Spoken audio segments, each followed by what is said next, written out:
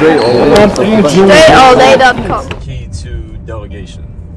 It used to be 10 to 20 years ago. And if you wanted to delegate, the biggest challenge was it was hard to find people. It was hard to find the person who could update your website, come clean your house, fold your laundry.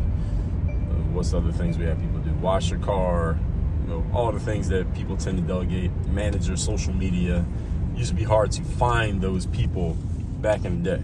Nowadays, it's pretty easy to find those people. Those people make themselves very available. All of us have the internet. It's pretty easy to find the people who you can delegate to. The biggest challenge with delegation these days is not finding the people. It's you, the delegator, being willing to delegate work to other people.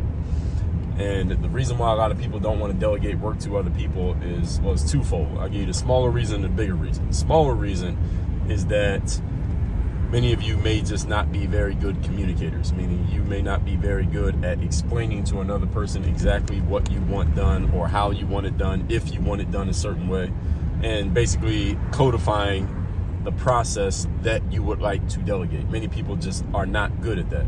Good thing about that, and the reason why it's a small problem, is that teaching someone how to communicate something is not it's not a hard skill to learn, it's not a hard skill to teach. I can teach somebody how to delegate any task, as long as you know how to do it and you can show me you doing it, or you can just simply answer questions. I can teach you how to delegate pretty much anything you've ever done, as long as you want to delegate it to another person. So that's a relatively easy problem.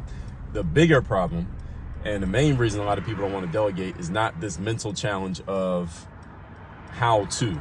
That's usually never ever the problem, even though most people, if you talk to them, will tell you that their problem is, well, how do I do this? How do I do that? That's not the problem. Real problem a lot of people have is their unwillingness to delegate, because whomever or whatever you would delegate to may not be able to do your job as well as you did it. And here's the bad news with that, and that most of the time you're right. Most people or things who you delegate to will not be as good as you, meaning they're going to do whatever task you pass off to them maybe about 80% as well as you do it. Let's just say 80% as a baseline, maybe 90%, but let's just say 80%. And a lot of people have this false belief in their head that anything that they delegate, they will only delegate it if they can pass it off to someone who can do things just as well, if not better than they do it. Let me tell you why this is a false idea. Because most of the things that you're passing off to other people, regardless of the level at which you do it, it doesn't really matter if it gets done at a 100% level. Who cares? Why does it even matter?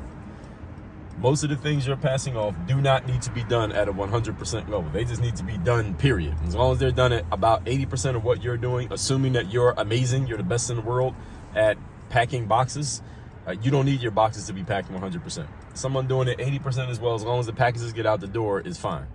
Someone cleaning your floors and folding your laundry 80% as well as you do it is fine, as long as the shit gets done. You just have to accept that as long as it gets done, that's okay. For most things, there are a few things that maybe things do need to be at a 100% level and you don't want to pass it off. For example, I'm an author, I write books, and I do many other things, but let's just talk about book writing. I'm not going to pass off the writing of my book to ChatGPT or some AI software, even though ChatGPT and a bunch of AI softwares do indeed write books for people. I'm not going to pass that off, because that's something that, for me, that needs to be at a 100% level. It is not acceptable for me to put out a book that's not written at 100% the level of my writing skills. So that's a task that I'm going to hold on to. But the task of, let's say, formatting the book, or somebody coming up with the cover design, or someone updating my website or my landing pages, I don't need to hold on to those jobs, because for a couple of reasons. Number one, I'm not that great at those things, so I will happily pass them off to someone who's better than me. Another reason is because the main things that I do, I know those are the things that I need to be at a 100% level, and everything else I need to be passing off to either someone who's better than me. Often there people are better than me at these things, or they're just so inconsequential that it's not a big deal. For example, I'm about to take some clothes to the cleaners. I do not need to hold on to the task of doing all of my clothes cleaning. I don't do my own laundry. I don't fold my own clothes. I don't wash my own clothes. I don't put my own clothes on the hanger. I do put my clothes on the hangers when they come back from the cleaners.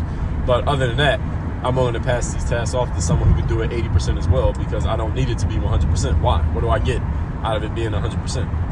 And this part right here is the emotional challenge that a lot of entrepreneurs and a lot of just people, period, just passing off stuff that you're just doing just in your house, in your own life.